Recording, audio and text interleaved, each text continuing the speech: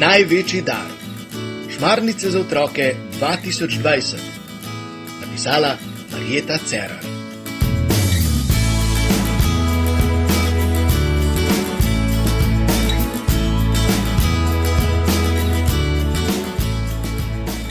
Enajsti dan šmarnic. Dan miru. Polona je včeraj z nami delila svoj spomin na božični sveti večer. Postavili so jaslice, blagoslovili dom, hlev in vse okoli hiše.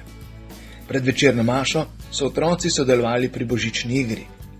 Ko so prišli domov, so imeli božično večerjo in res lep božični večer, ki se je končal ob polnoči, ko so v jaslice postavili Marijo, Jožefa in malega Jezusa ter pritrdili zvezdo repatico.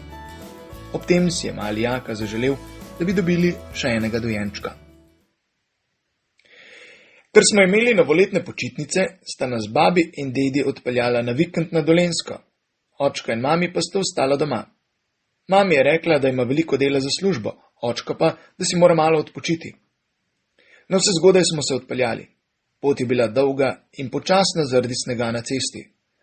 Ko smo prispeli na cilj, smo najprej zakurili v peči in nato obiskali sosede. Soseda Micka je prav posebna gospa. Zelo lepo zna pripovedovati zgodbe. Ko nas je zagledala, se je zelo razveselila. Povabila nas je v svojo hiško in nam postregla najboljše piškote, polnjene s čokolado in posute s kokosom. Otrokom je skuhala čaj, odraslim pa ponudila vino.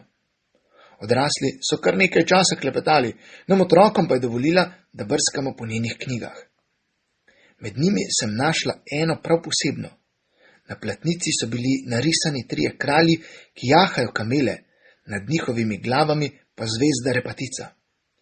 Knjiga je bila iz leta 1810 in je bila zelo lepo ohranjena. Ko je Micka opazila, katero knjigo gledam, je rekla: "Previdno ravnaj z njo. To knjigo mi je dala moja mama in je moja najljubša. Mama mi jo je brala vsako leto ob božiču. Govori o 3 kraljih, ki so obiskali Jezusa in mu prinesli zlata, kadila in mire. Saj ste se o tem že učili pri veruku? Že. Kaj pa moliti? Vas moliti tudi kaj učijo? Nas je vse molitve naučila mama in jih še danes znam." Ko sem knjigo odložila na mizico, je iz nje padel listek. Na njem je bila zelo lepo pisavo napisana molitev. Prebrala sem jo. Ljubi Oče vse dobrote.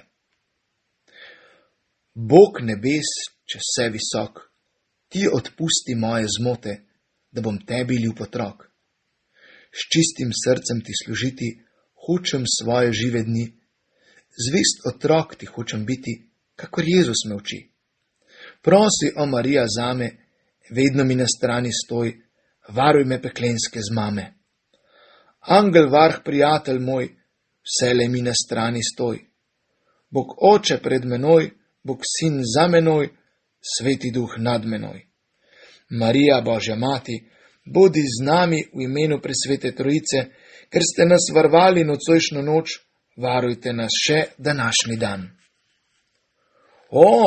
Si pa našla zaklad. Te molitve že zelo dolgo nisem slišala. Včasih jo je molila moja babica. Veš, vsaka molitev je zaklad, ki se nabira v nebesih. Še posebej molitev k Mariji. Pravijo, da Marija vse naše molitve zbira v posebni zlati skrinji in jih potem posreduje Bogu, ko je čas za to. Babi in dedi sta se s tem strinjala in nas spomnila, da moramo oditi. Poslovili smo se zahvalili za piškote in čaj ter odšli v našo hiško.